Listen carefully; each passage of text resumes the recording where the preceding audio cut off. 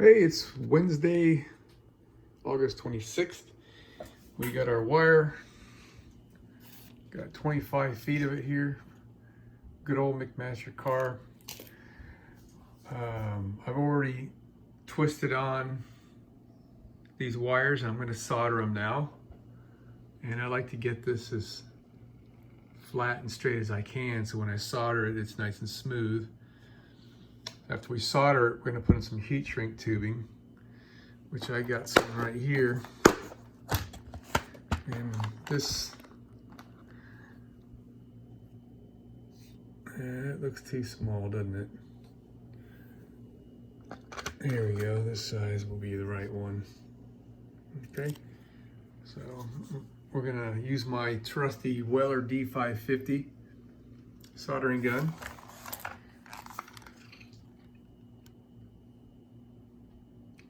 This has been a great gun, man. This is probably 30 years old.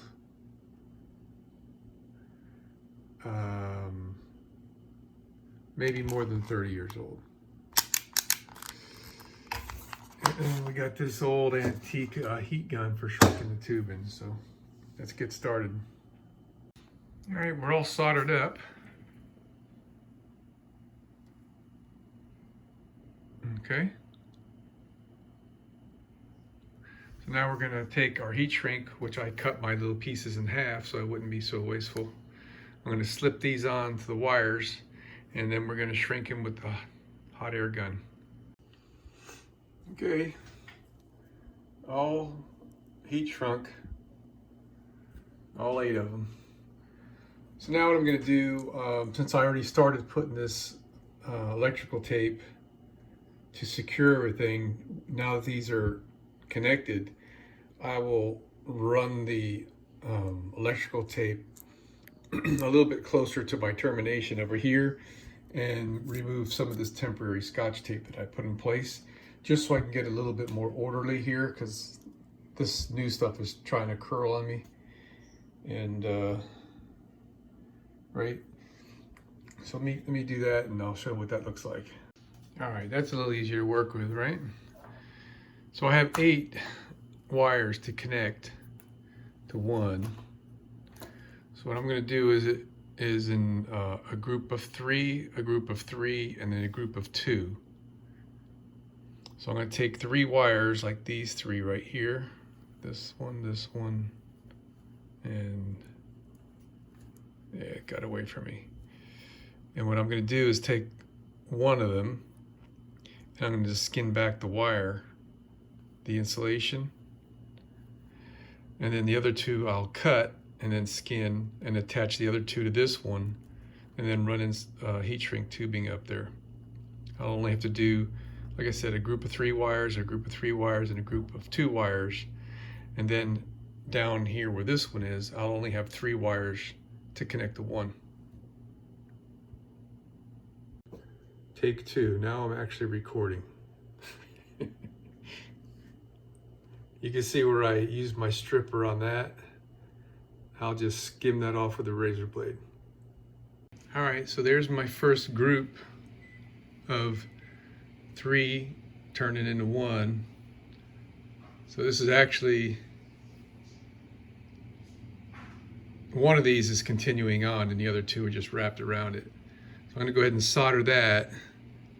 And this here is a little close, these pieces of black tape. We'll see how it shrinks down, if it holds it well enough.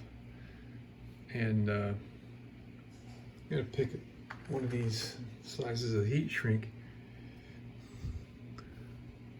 I don't think that'll go over. We're gonna have to go to a bigger size. I'm probably gonna put 2 pieces of heat shrink. I'll put this size up to right there, and then a larger piece over the top of that to go over that. I'll show you what I mean. All right, so there's my first piece. This is the skinnier stuff that I've got, that size. And now I'll put the larger piece over the top of this, and this gives a little bit larger diameter for the heat shrink to shrink down to, so it'll actually tighten up on there. Because the next size heat shrink tube is probably not going to shrink down enough to get all the way down to this size, but it might shrink down enough to get to that size. So it just barely shrunk down enough to meet that size. It's not really tight, but it's good enough. It just needs to keep it from bending back and forth. So now we got 3 of them done. And we're going to repeat that 2 more times, a 3 and then a 2, and then we'll have these ends to connect a 3-to-1 right here. All right, so the 2-to-1 came out much nicer, and it was making me kind of regret that I did a 3 and a 2. I could have done 4 2-to-1s and then 2 more 2-to-1s further down. I decided against that early on because it would make it longer, and I wanted these connections to be closer to this plug. But the last one I did, I said, hey, let me try. And I was able to force the skinny heat shrink tubing over the 3.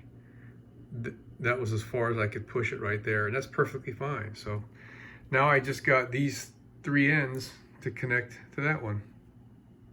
All right, here's our last connection. Got 3 wires here going to 1. The original wire is copper color. The new wire is tinned, so it's a silver color. So right here I've got a larger heat shrink just slid up on there, up out of the way. And there's my thinner heat shrink over there. So I can solder this, put the thin one on, and then the larger one on, and we'll be done. I'll give this a little bit more tape wrap, and then all these will be nice and separatable. All done.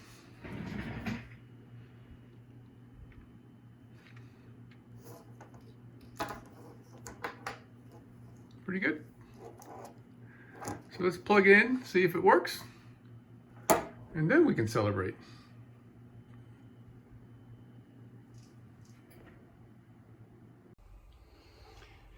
All right, man, here we go. Keys on. Let's see. Driver's dome light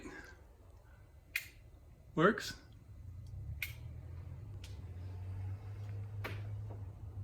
The AC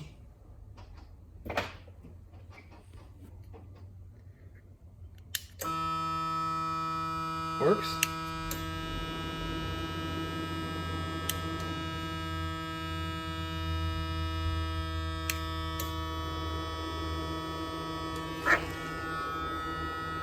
It's the condenser fan outside coming on. That's just vent. And we got the high, medium, and low, which I can hear the relays clicking, and there's a tiny bit of noise change in the buzzers, so everything's working.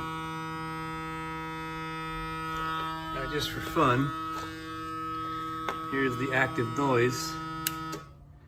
Turns off everything.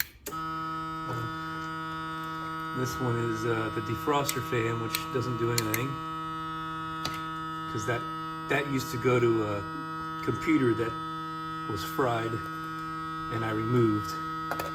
And these are just 2 empty guys that never had anything in them. So these open door.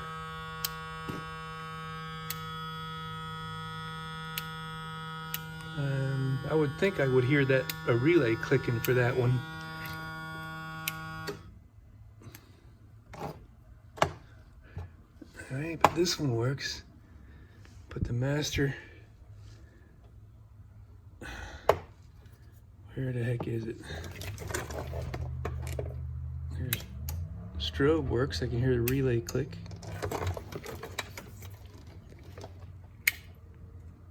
And that is the dome lights for the back of the bus. This used to switch a ground circuit I don't know, it might not go through a relay. Where the heck is the amber? Oh, there's the red, and there's the amber.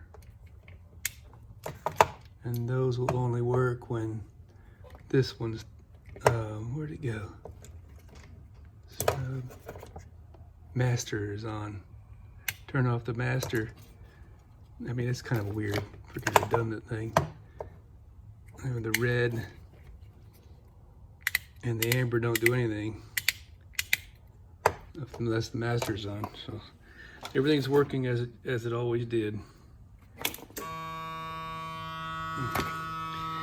All right, so that's good. Time for dinner.